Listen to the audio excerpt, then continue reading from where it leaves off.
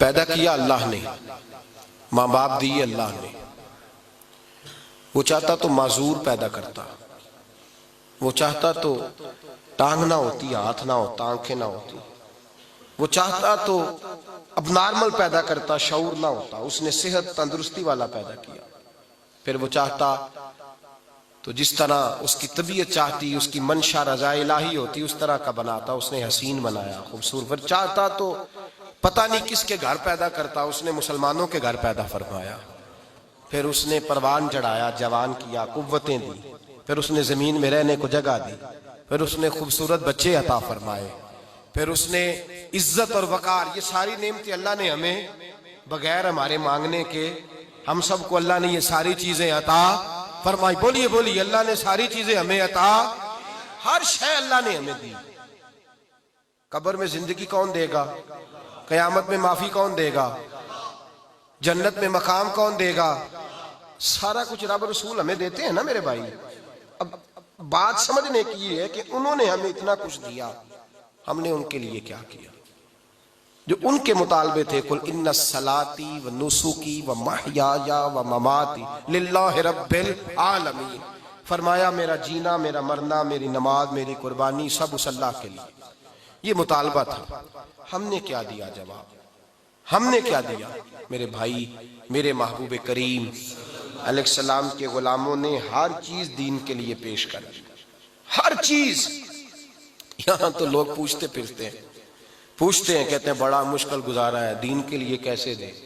وہاں تو حضرت بلال حبشی بھی دیتے تھے، حضرت عمار بن یاسر بھی دیتے تھے، صہیب رومی بھی دیتے تھے.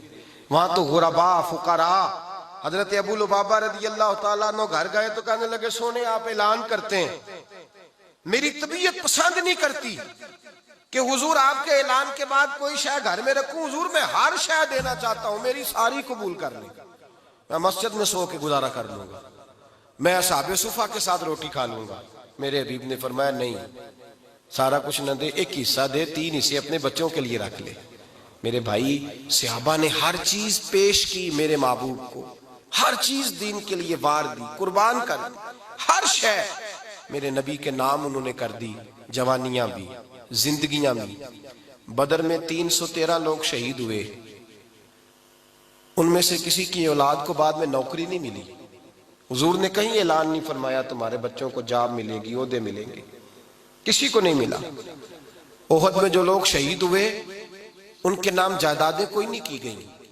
بعد میں نہیں کہا گیا کہ تمہیں، کیونکہ تم لوگ شہید ہوئے ہو تمہیں جائیداد، کوئی شے ان کے نام دنیا داری کی نہیں کی گئی. صحابہ نے عرض کی حضور انہیں ملا کیا ہے؟ حضرت جابر ابن عبداللہ نے کہا حضور میرے ابا جی 10 بیٹیاں چھوڑ کے، قرضے چھوڑ کے شہید ہو گئے، انہیں ملا کیا ہے؟ تو میرے حبیب پاک نے فرمایا جتنے شہید ہوتے ہیں اللہ پردوں میں رہ کے کلام فرماتا ہے. جب تیرا باپ گیا ہے تو اللہ نے پردے اٹھا کے باتیں کی. اللہ نے پردے، اپنا دیدار رب کریم نے عطا فرمایا ہے، دیدار.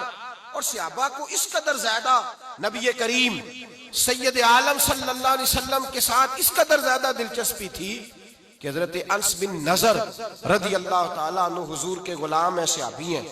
وہ فرماتے ہیں کہ احد کے میدان کے اندر جب حضور نے ہمیں حکم دیا نا جانیں پیش کرو، تو صحابہ کہتے ہیں حضرت انس بن نضر، حضرت انس بن مالک کے چچا تھے، جناب انس بن نضر لوگوں کو اعلان کرتے کہتے دوڑ کے آؤ، بھاگو بھاگو، جلدی میدان میں آؤ، دوڑو. کانس کیا ہوا؟ فرمانے لگے مجھے احد پہاڑ کے اندر سے جنت کی خوشبو آ رہی ہے، جو یہاں جان دے گا اسے جنت ملے گی، فٹافٹ نقد سودا کر لو، آ جاؤ.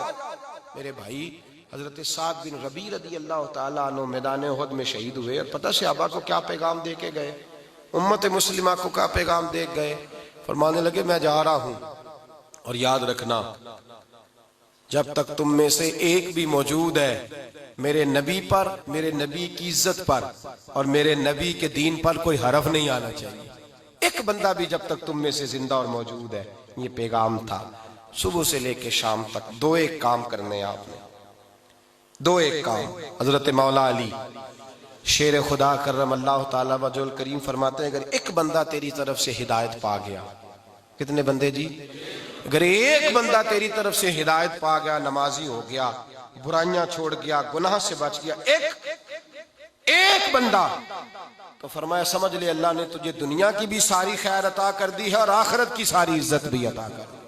اگر ایک بندہ تیری طرف سے ہدایت پا گیا، صبح سے لے کے شام تک کوشش کریں کسی ایک کوئی نماز کے لیے لائیں، کسی ایک کوئی دین کی بات بتلائیں، کسی ایک پر ہی محنت کریں، کسی ایک کو ہی کہیں کہ یار یہ گناہ ہے، یہ برائی ہے، یہ بدی ہے، کسی ایک پر جد و جہد کریں.